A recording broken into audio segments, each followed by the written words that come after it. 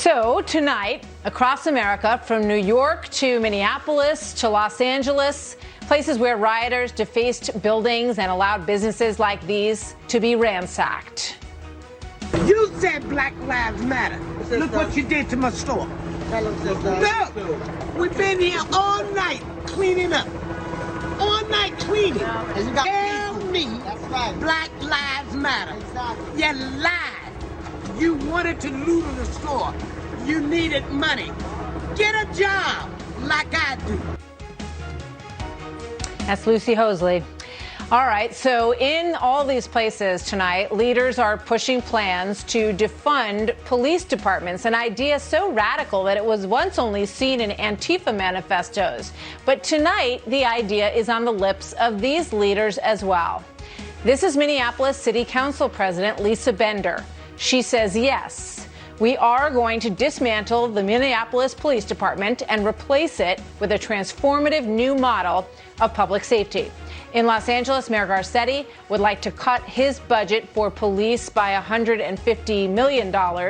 But some researchers say that after these widely seen awful videos of police brutality surface, the pullback in policing that tends to follow as officers curb involvement is met with spikes in violent crime. So the pullback in police, as we saw in Ferguson after the death of Michael Brown, and in Baltimore after Freddie Gray died in police custody, the pullback in activity leads to an increase in crime and homicide. Still, as tensions run high across the country, videos like this add fuel to the anti-police sentiment. In Atlanta, this incident led to charges for these 6 officers.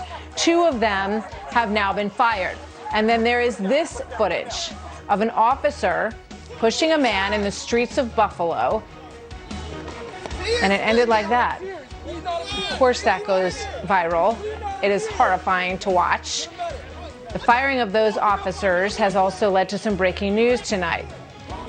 All 57 members of the Buffalo Police Department's emergency response team just a short time ago resigned from that unit in protest. Joining me now with reaction to all of this tonight, former New York Police Commissioner Bernard Kerik. Bernie, thank you very much for being here. Good to see you tonight. Thanks. So let's start at the top of what we discussed there. And I know you want to get to those 2 videos and talk about those. But just off the top, in terms of the headline, the effort in some of these cities that have seen some of the worst violence that we've seen to try to push for a lower expenditure on police in their cities. What do you think the result of that will be? Well, here's the one thing people have to realize, Martha, and you keyed on it. This is propaganda right out of the Antifa handbook, right? Defund the police. Well, I challenge any Minneapolis resident to take a ride through Minneapolis, which now looks like Beirut in 1970. Take a ride through it, look at it, and that's with your police there.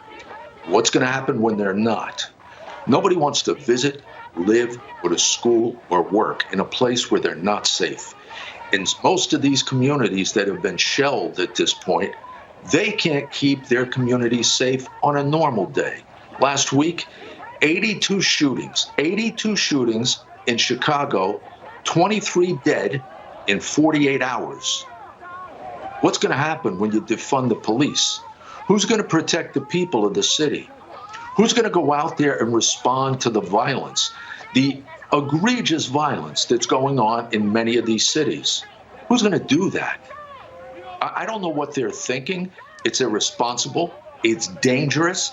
It's insane. That's what it is. It's insane.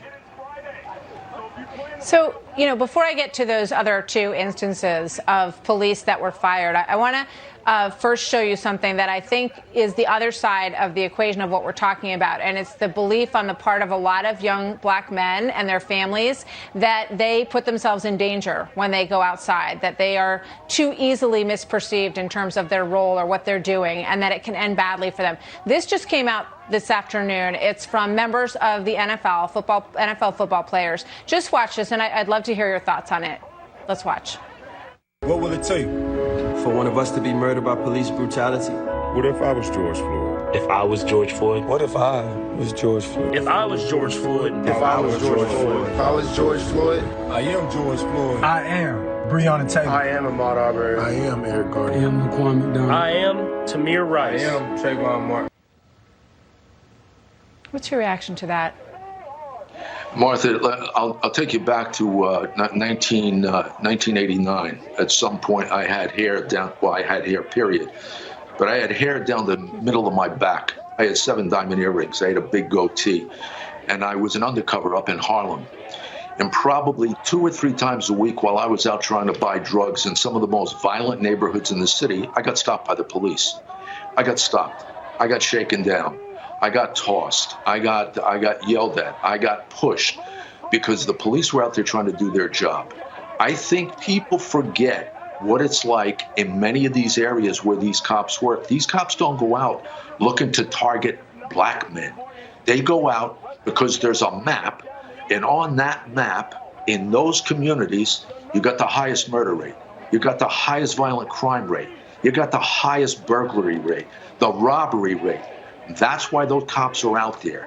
And sometimes the wrong people get stopped, but at the end of the day, they do a job that nobody else would have. They wouldn't have the courage to do. Never in 100 years. And they're out there criticized constantly as racist. And I can tell you, the stats don't fit the argument.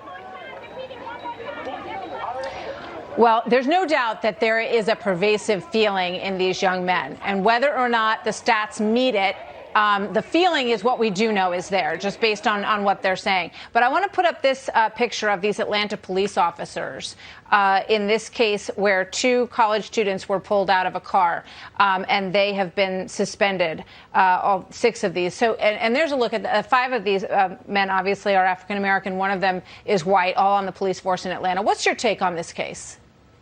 Well, first of all, I saw the chief within hours after this event. She was disturbed by the incident. They hadn't even seen all of the video.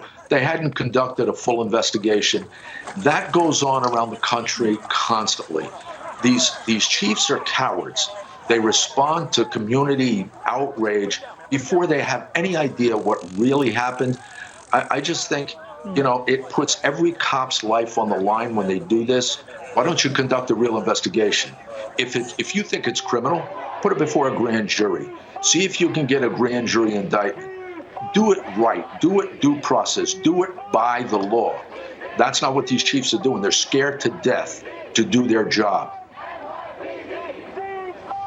Let's look at another piece of video, which is the pushing down of this man in Buffalo.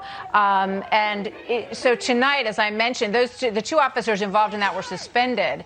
And now tonight, the entire unit has resigned in protest. What do you know about that? And do you think we're going to see more of that?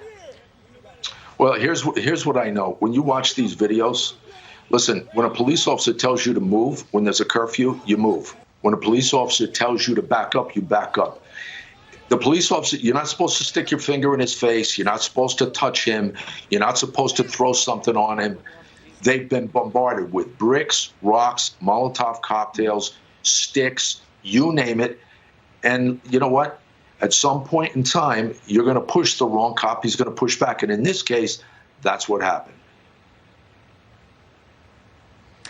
We'll see where it goes. Bernard Kerik, thank you very much. Good to have you here. Thanks, Martha. It's a complicated story, and we appreciate you weighing in. Always good to see you, Bernie. Thank you very much.